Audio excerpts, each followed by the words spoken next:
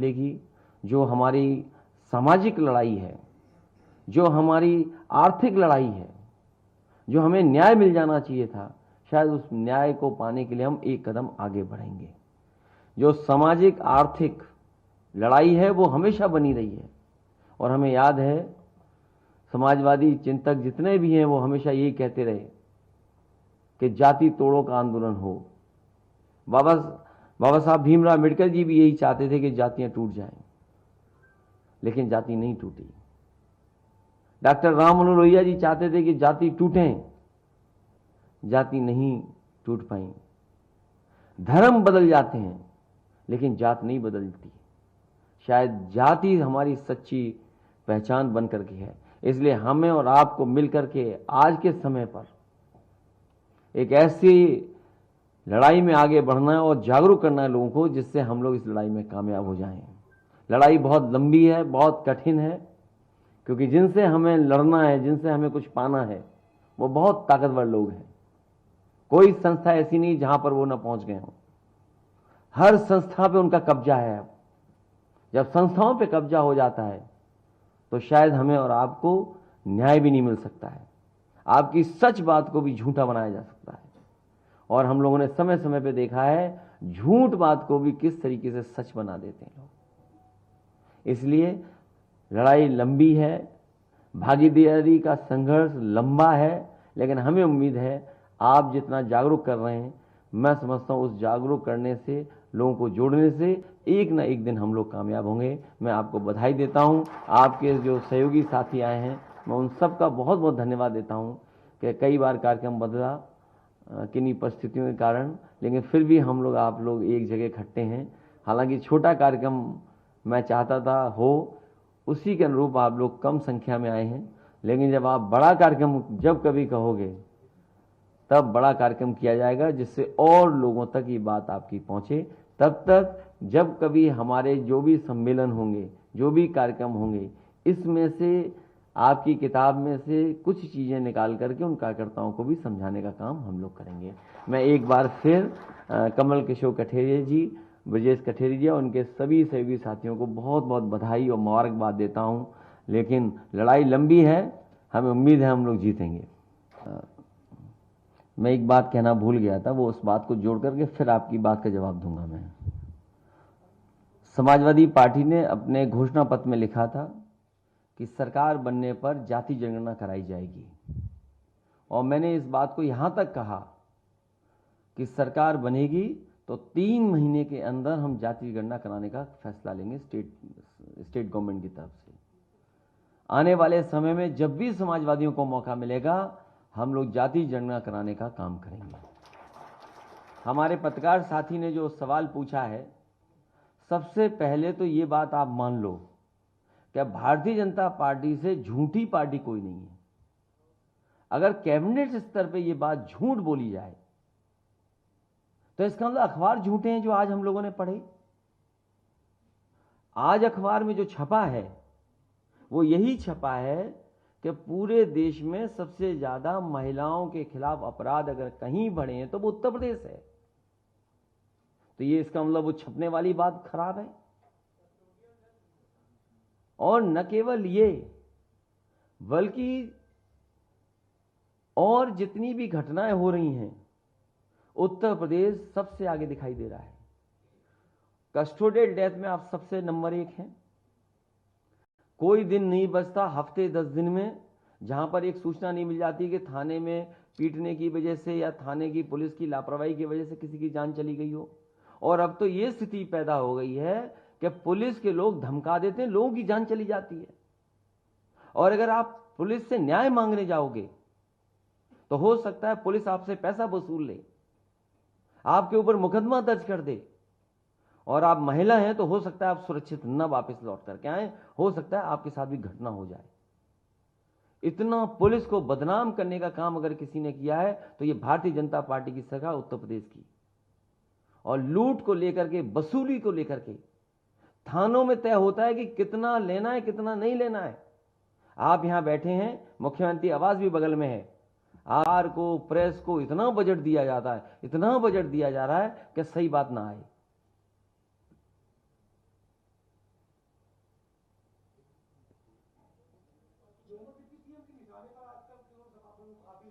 वो twin tower गिरे ना, इसलिए ट्विन डिप्टी सीएम बाहर आ गए हैं।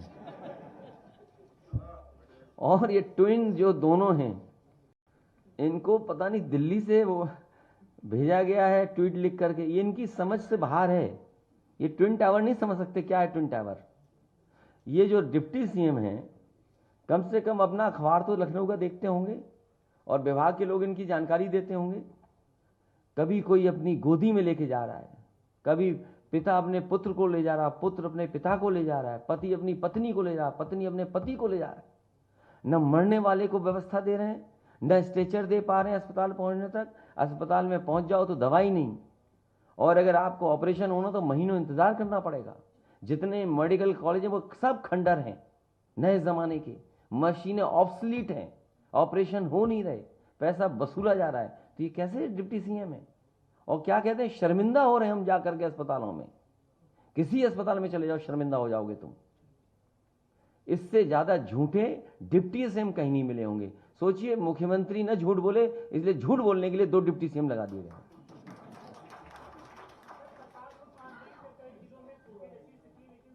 ये देखिए तस्वीर, लाचारी, ये हालत है मेडिकल उसके डिपार्टमेंट की। तब जब 5 साल से सरकार में हो, और ट्विन सरकार है, डबल इंजन सरकार नहीं है, ट्विन सरकार है। ये ट्विन सरकार इस बार 24 में चली जाएंगी। ये तब है जब अखबारों की दबा के तब छप रही हैं खबरें। कुर्सी बेंच मिली नहीं तो जमीन पे बैठ गए मरीज। सरकार पे नहीं भरोसा, डॉक्टर लिख रहे हैं बाहर की दवा बताइए। ये तो अखबार में छप रहा है। मुझे लगता है ये पढ़ने का वक्त ही नहीं उनके पास, क्योंकि इन्हें झूठ तैयार करना पड़ता है सुबह से। तो अखबार देखने और पढ़ने की भी फुर्सत नहीं इन्हें। अखबार नहीं पढ़ रहे हैं अपना। मेडिकल कॉलेज के बाथरूम में ताला बंद, सीएससी में भर्ती, ये कोई दवा नहीं। और गोंडा लखनऊ के बगल में वो पीएससी सीएससी क्या 70-80 किलोमीटर दूर होगी। एक गर्भवती महिला ने जन्म दिया, बच्चे को जानवर खा जाए। मुझे खुशी है कि समाजवादी पार्टी का नेता सूरज सिंह और उसके लोग गए और उस परिवार की कम से कम 50,000 इस दुख में मदद की। मैं जानना चाहता हूं सरकार के लोग क्या मदद कर रहे हैं।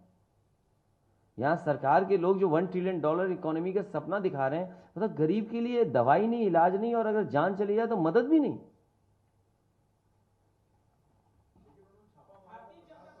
और ये कई दिनों से उपकेंद्र नहीं खुल रहे हैं और पर्चा बना। ये कहते हैं डिजिटल इंडिया। जो डिजिटल इंडिया है, घर बैठ के नहीं अपना अपॉइंटमेंट ले सकते डॉक्टर से, लाइन में लगना जरूरी है। ये जो डिजिटल इंडिया वाले लोग ये पर्चे बनवाने के लिए धक्का मुक्की, और कहते हैं हम डिजिटल इंडिया बना देंगे। अपने लिए तो इनके पास आईटी के बंदे हैं, 10,000 आईटी के प्रोफेशनल्स बैठाए बीजेपी ने, 10,000। और 2024 तक 20,000 हो जाएंगे आईटी जो बैठा रहे हैं, जिनको वेतन दे रहे हैं कम से कम 30,000 रुपए। आप हिसाब किताब लगाइए, अगर 30,000 का वेतन महीना 20,000 लोगों को मिलेगा, इसलिए कि झूठ बोलने के लिए, आपकी इमेज खराब करने के लिए, प्रोपेगेंडा कराने के लिए और पर्चा बनवाने के लिए धक्का मुक्की। संक्रामक रोग बेकाबू, नहीं मिल पा रही दवाएं, अस्पताल में गंभीर, डॉक्टर है ही नहीं।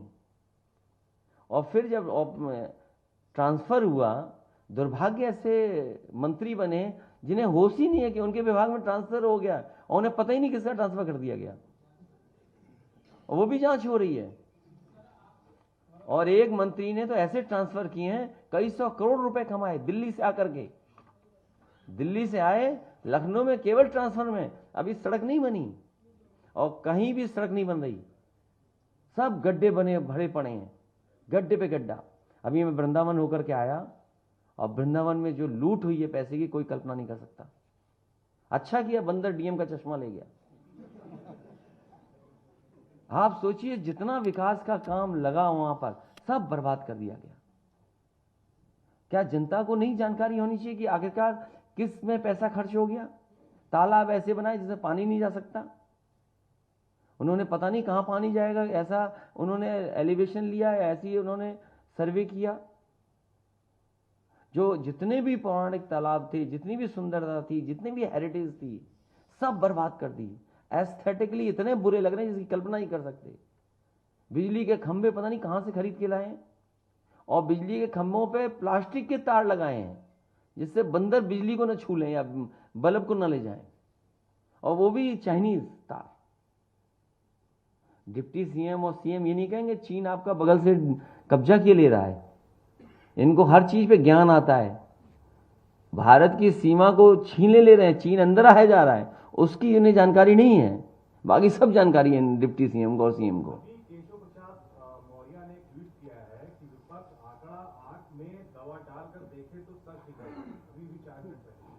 अब कोई ऐसी चीज ऐसी आंख में डाल दो इनके जो इन्हें सच दिखने लगे। अब वो दवाई हम कहां से पूछें, किससे पूछें? इस आदमी की पिछले 5 साल एक ही कुछ ही महीने आंख खुली, बस बीजेपी ने फिर आंख बंद कर दी। खोल तो दी जनता ने आंख, लेकिन कुछ ही आंख महीने खुल पाई।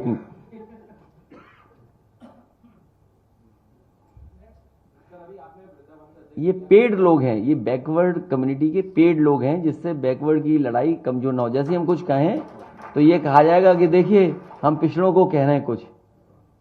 ये स्ट्रेटेजी है, ये डिवाइड एंड रूल का पार्ट है। ये जो डिवाइड एंड रूल है, अगर आप देखोगे तो डिवाइड एंड रूल का एक पार्ट है कि भाई आदमी को सामने रखिए और पीछे लूट लीजिए, कुछ भी कहलवाइए उससे। They are all paid deputy CMs. आंख खोली थी जनता ने कुछ ही दिन के लिए।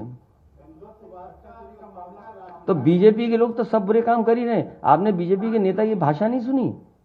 नोएडा में जो भाषा का इस्तेमाल हुआ, ये एक जो भाषा का इस्तेमाल हुआ, एक कार्यकर्ता ने पूरे भारतीय जनता पार्टी की पोल खोल दी। इनका व्यवहार भाषा महिलाओं के प्रति क्या है? कोई कह सकता है बनिया की कुछ कहा था उसने? बताओ, हमारे व्यापारी समाज को गाली दी इसने, क्या नहीं देखा आपने? और वहां के सांसद, पूर्व में मंत्री, वो कह रहे हैं कि हम पुलिस पर शर्मिंदा हैं। और पुलिस देखिए कितनी बहादुर पुलिस है कि उसकी पत्नी, उसके बच्चों के खिलाफ अन्याय, उनके ऊपर अन्याय, ये केवल अभी दिखाई दे रहा है। जो त्यागी समाज धरना कर रहा है, पूरे उत्तर प्रदेश में 5-6 साल से यही हो रहा है। किसी पे झूठा मुकदमा लगा दो, अगर वो भाग गया नहीं है तो उसके परिवार के ऊपर पूरे जो चाहो सो करो। और ये जो कमिश्नर गया हुआ है, ये मुख्यमंत्री जी का खासम खास है, जो वहां पूरी लूट नोएडा में करा रहा है। और क्या कह रहे थे, क्या भाषा थी कि मास्क हटा दो, जैसे कोई घर में नई बहू आई हो, मुंह दिखाई हुआ हो। अरे ऐसा व्यवहार सबके साथ रखो। आप ऐसा व्यवहार क्यों नहीं रखते सबके साथ? हर अपराधी के साथ ऐसा ही व्यवहार हो तुम्हारा? वो तो ऑन रिकॉर्ड है, डॉक्यूमेंटेड है सब चीजें। इसलिए ज्यादा मत बुलवाओ, सब जानते हो आप। हमारे मुद्दे से मत भटकाओ, आप भी उसी में शामिल हो। भागीदारी का संघर्ष रहे। और कोई सवाल तो नहीं है? सरकार बना रही है, लेकिन सत्ता के बाद न तो उनको नौकरी दी गई है आवेदन के बावजूद, और न ही उनको आर्थिक मदद। अमृत महोत्सव के बहाने खिलाड़ियों से भी खेल हुआ, सांस्कृतिक लोग उनसे भी खेल हो गया। और ये नौकरी वोकरी नहीं देंगे, ये नौकरी मिलेगी नहीं खिलाड़ियों। कभी समाजवादियों ने सोचा था कि जो हमारे खिलाड़ी देश के लिए, राष्ट्र के लिए खून पसीना बहाते हैं, मेहनत करते हैं, परिश्रम करते हैं इतने सालों, उनका सम्मान हो, उन्हें कम से कम रोजगार नौकरी से जोड़ दें। ये सरकार धोखा दे रही है, छीन रही है सब नौकरी रोजगार। और केवल एक नहीं, ये सरकार बताए कि फर्रुखाबाद में 1,13,000 नौजवानों ने फॉर्म भरे हैं अग्निवीर भर्ती के लिए। और जो जानकारी मिल रही है, 1,10,000 बेचारे घर चले जाएंगे जिन्हें नौकरी नहीं मिलेगी। ये हालत है केवल 12 जिलों में।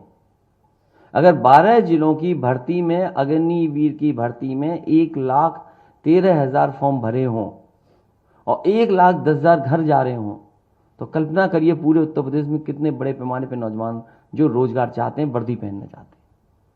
और अब तो गोरखा रेजिमेंट, जिसका बलिदान हम भूल नहीं सकते।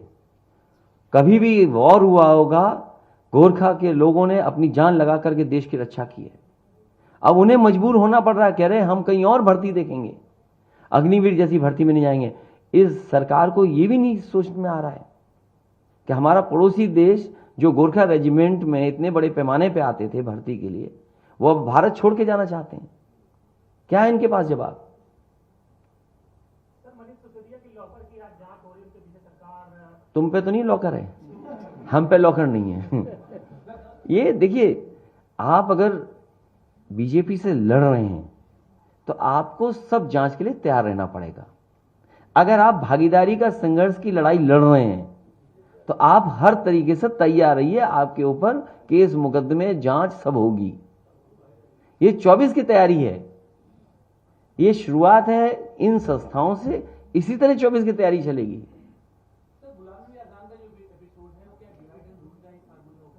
देखिए, कांग्रेस के बारे में मैं कुछ नहीं कह सकता, मैं जानता नहीं उसके बारे में।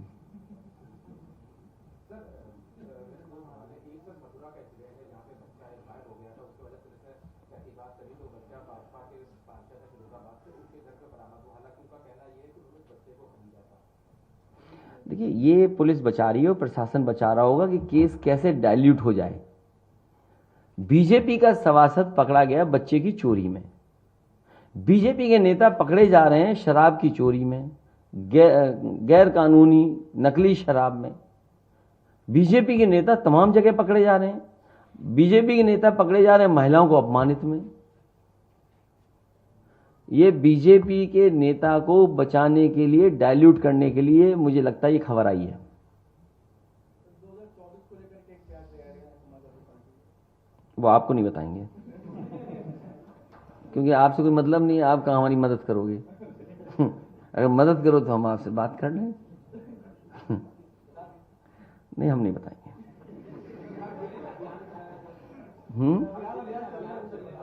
किस चीज का? किसकी? नहीं, सपा की तो होगी। आप सपा की चिंता मत करिए, आप बीजेपी की पोल खोलिए तो हम जीत जाएंगे। अगर हमारी मदद करना चाहते हो तो आप बीजेपी की पोल खोलिए, हम क्या कर रहे हैं वो हमें करने दो। फिलहाल तो हमारी सदस्यता अभियान चल रही है, लेकिन आप लोगों को बीजेपी का जो है भ्रष्टाचार, बीजेपी की जो बुराइयां हैं, सरकार की जो नाकामी है, अगर उसकी पोल खोलोगे तो हमें अपने आप लाभ मिल जाएगा। तो अच्छी बात है, गई है मिलने राष्ट्रपति से, तो कोई भी मिल सकता है। हम और आप टाइम लें, दे देंगे तो मिलने जाएंगे। नहीं, हमने तो टाइम नहीं मांगा अभी, हमने तो टाइम नहीं मांगा अभी। जब टाइम मांगा, टाइम मिल जाएगा, चले जाएंगे। सर, हिंदुत्ववाद बनाम राष्ट्रवाद, ये बहुसंख्यकों का माइंड जिससे वाश कर दिया गया है, आने वाले 24 के चुनाव में आपके पास इसकी क्या कार्य? ये जरूरी है, ये किताब आप भी पढ़ लोगे तो आपका ही माइंड साफ हो जाएगा, इसीलिए किताब जरूरी है। ये एक किताब गिफ्ट कर देना इनको मेरी तरफ से। लो, मेरी किताब ही दे दो इन्हें, दो जो माइंड साफ हो गया आज से ही। तुम्हें फ्री है, तुम भी ले लो, दे दो इन्हें फिर। अनिल दो, काम आएगी इसकी। है हाँ, वो बहुत, देखिए ये अन्याय नहीं होना चाहिए इस तरह की घटना। ये समाज को भी और सरकारों को बहुत सख्ती से निपटना चाहिए। जी, बीजेपी कार्यालय में कई बार आग लग चुकी है सामने, कई बार लोगों ने जान दी है, एफआईआर लिखाने तक जान दे दी है लोगों ने। हम प्रेस के लोगों का बहुत धन्यवाद देते हैं, समय समय पर हमारा आप सहयोग करते हैं, बहुत धन्यवाद आपका। आप लोग चले जाओगे तो हम मिल लेंगे। हमारी किताब लिखी हुई नहीं है, इनकी लो।